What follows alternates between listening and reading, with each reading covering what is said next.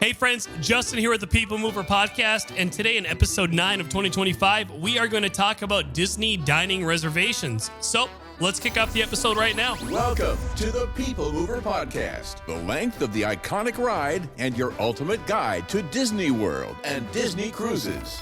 Whether you're a first-timer or a seasoned fan, we've got tips, tricks, and options to elevate your magical journey. Don't forget to follow and subscribe to our Facebook, Instagram, TikTok, and YouTube at Magic Vacation Family for more Disney magic. Buckle up and let's dive into the world of Disney. As always, these episodes are brought to you by MagicVacationFamily.com. Once again, if you want help planning your next magical vacation, make sure you visit us, MagicVacationFamily.com. Click Book a Trip, and my wife and I will get back to you and help you plan your next magical vacation. Once again, MagicVacationFamily.com. So like I said earlier today, we are going to talk about Disney dining reservations. So if you're hoping to dine at some of Disney's best restaurants, you're going to need to know how to score a spot. So let's get into it. First off, why are Disney reservations important? Disney World is a popular vacation spot, probably one of the most popular vacation spots in the world, and the restaurants get booked up fast, especially the fan favorites like Be Our Guest and Cinderella's Royal Table. So if you want to eat at these spots, you need to plan ahead. Now remember, you can start booking your dining reservations 60 days in advance if you are staying at a Disney resort. So staying at a Disney resort, like I said again in a previous episode, definitely has its benefits. They give you a first shot at trying to get those Disney reservations. Now, I highly recommend setting an alarm for 6 a.m. Eastern time when the reservations open. So basically the first day of your arrival, 60 days prior to that is going to be the day that you're going to want to start booking those reservations. I know from my experience as a travel agent working with our customers, we all help you plan that out and make sure that you know what those dates are. And also based on what your tastes and needs are, I can make recommendations for you as well. Now, one of the biggest things is to understand how to utilize the Disney My Experience app. And that's where you're actually going to be making all of these dining reservations is directly in the My Disney Experience app. It's quick, it's easy to use. Plus, the great thing is while you're actually on your vacation, let's say you wanted to try something else or you want to maybe try to find a last minute dining reservation somewhere that you may have not tried before, you can actually use the app to find that. So simply open up the app, search for the restaurant you want, and you pick a time. It's really that simple. Now, if the restaurant you want is fully booked, I recommend checking back often because cancellations can happen up to 2 hours prior to your reservation time. So if I have a reservation at noon at Cinderella's Royal Table, I could actually have until 10 a.m. to cancel that reservation without any penalty. So make sure you hop on the app and you stay up to date on the app because the ones that you might try to get that you might not thought that you could land, you might actually be able to get last minute. So always keep up to date on the app. Another big thing I recommend is if you're having a hard time trying to get your reservation, try booking off those off-peak hours. The busiest times are usually going to be 12 to 1 p.m. for lunch and then 5 to 7 for dinner. So if you try to maybe book maybe a late lunch around like 2 or 3 or an early dinner from like 3:30 to 4:30, these times are typically less crowded and you're going to have better luck getting a reservation. Something else I'm going to call out here as well that a lot of people overlook. Let's say you're traveling with more than 4 people. Let's say it's 5 people, 8 people, whatever it might be. Break the party up. So, for example, I was helping out a family that had a party of 8.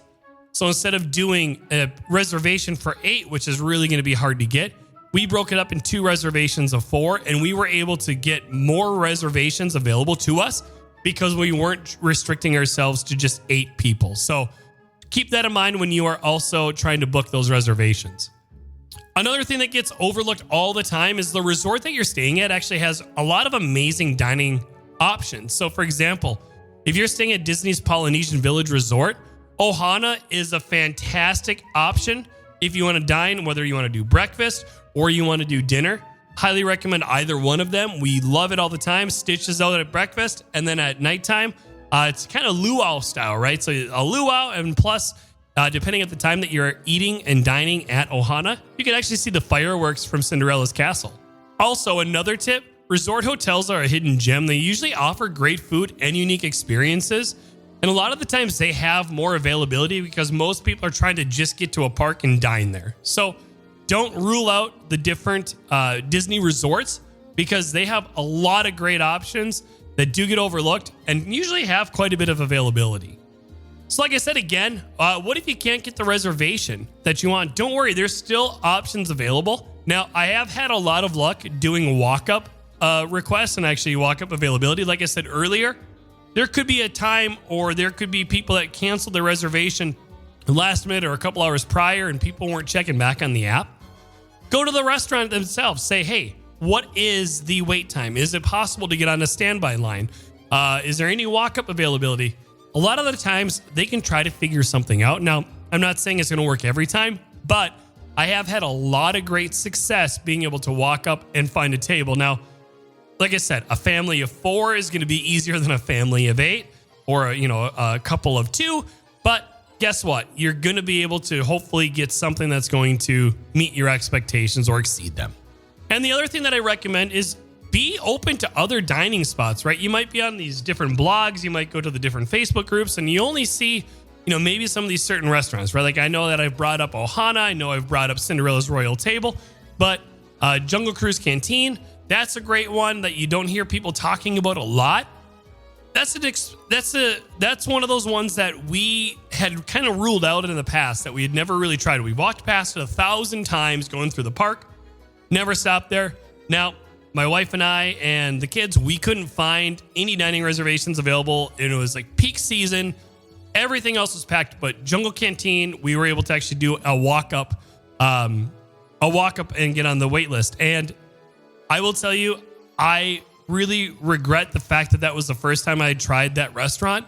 And I had probably been to Disney at least 50 times prior to that. So be open to new dining spots. Don't just try everything that is trendy.